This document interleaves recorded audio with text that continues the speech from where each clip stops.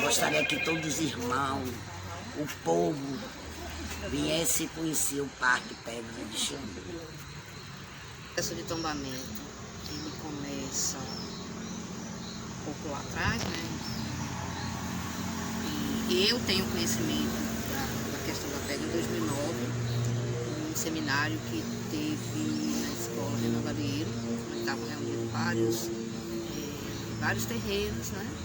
Para falar justamente sobre algumas questões que já naquela época os terreiros aqui eles sentiam falta, que eram terreiros praticamente invisibilizados, e aí é citado a questão da pedra, né?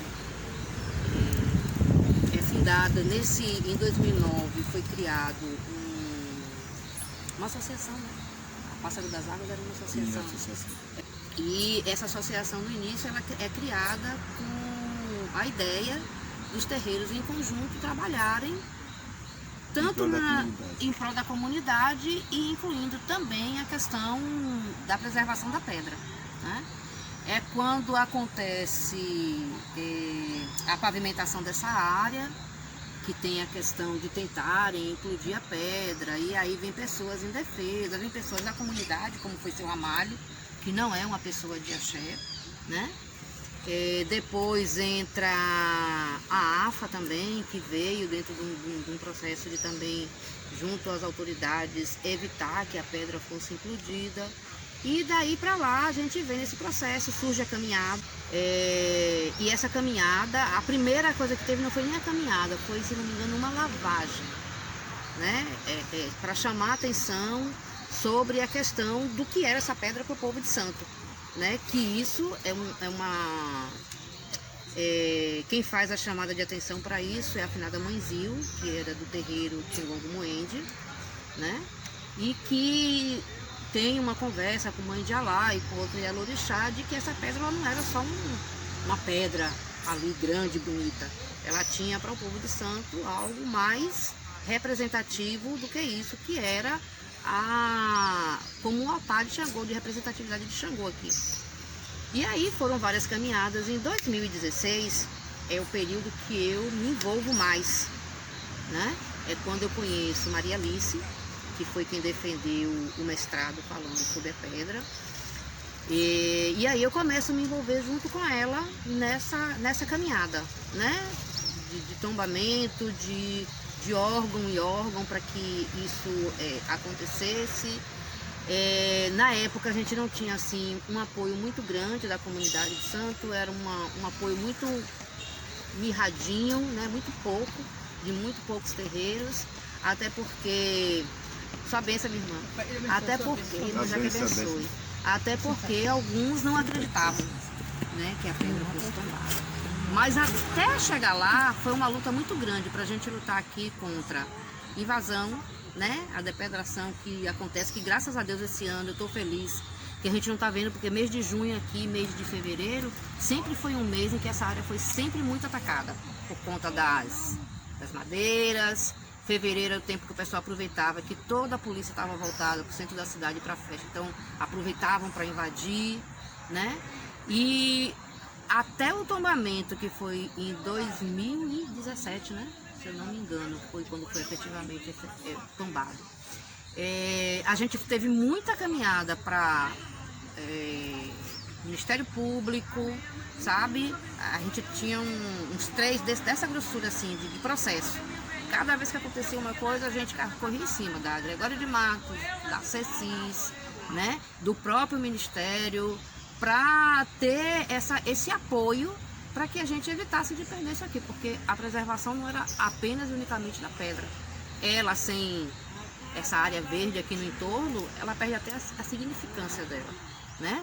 Porque sem folha não existe orixá em canto nenhum, então é o que preserva a existência do orixá. Então, uma das preocupações era a preocupação da gente manter a questão ambiental, a questão da área, e se eles invadem, a gente aqui já perdeu muitas árvores centenárias, porque isso aqui é resíduo de Mata Atlântica. Aqui tem árvores da época, ainda lá do descobrimento, né? Então, e aí aqui já foi feito um levantamento de fauna, flora, né, que nessa época foi Maria Alice que conseguiu isso, para que o tombamento pudesse acontecer, né, porque foi uma imposição do Ministério Público na época. A gente teve uma briga com a URBS, que era a responsável aqui pelo espaço.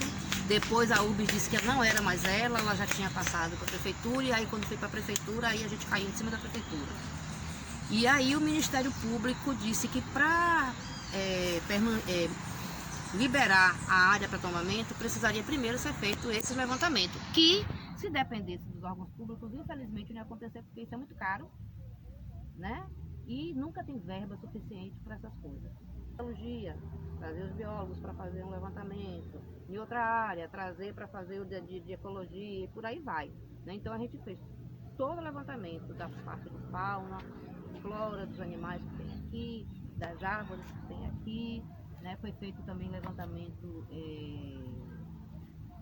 esqueci o nome que dá, que você faz a medição com topografia. Então todo esse processo foi feito dentro do trabalho dela de mestrado, e foi esse trabalho dela de mestrado que vai dar um aporte.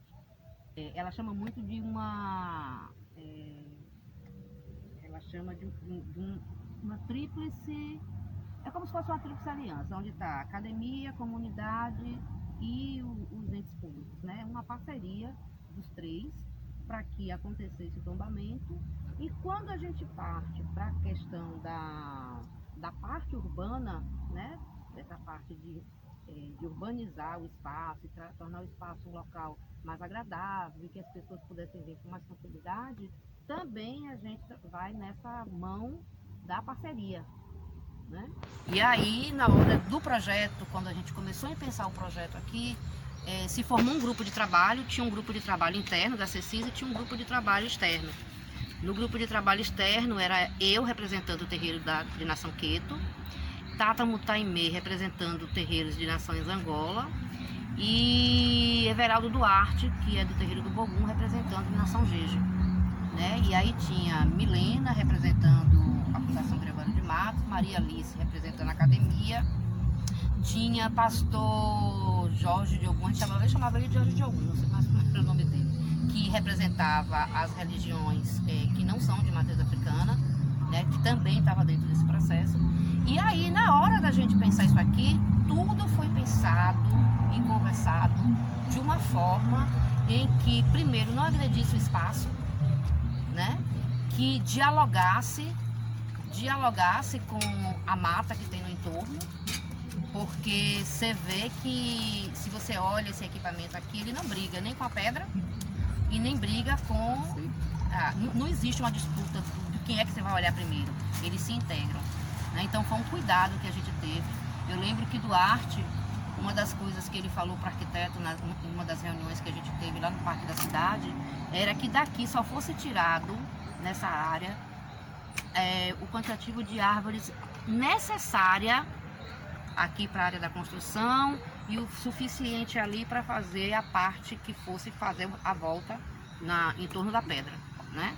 Então foi tudo assim feito com muito cuidado e pensando muito na questão da preservação mesmo, da questão ambiental, das árvores, da questão de proteção da pedra.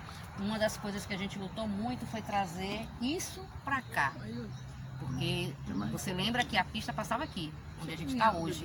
Isso aqui a gente tinha que atravessar para o outro lado, né? E isso foi uma luta, e assim, eu digo muito que Xangô estava bem na frente disso aí, porque era quase praticamente impossível que a prefeitura aceitasse fazer, porque foi a parte mais cara da obra, foi isso. Porque a gente teve que fazer um desvio do asfalto, né, lá por trás, que foi praticamente um trabalho igual que estava sendo feito aqui. E aí a gente, nessa parceria, a gente teve a parceria da Fundação... não, a outra... Mário Leal, né, o pessoal da Mário Leal, Tânia Scofield, ela correu muito atrás, em cima do prefeito, vamos, até que a gente conseguiu que ele liberasse a verba para fazer isso. Então assim, foi uma luta que continua, né, hoje de outras formas, mas essa luta continua para a gente preservar, porque senão você vê que isso aqui vira um elefante branco, se a gente não procurar preservar e manter, né?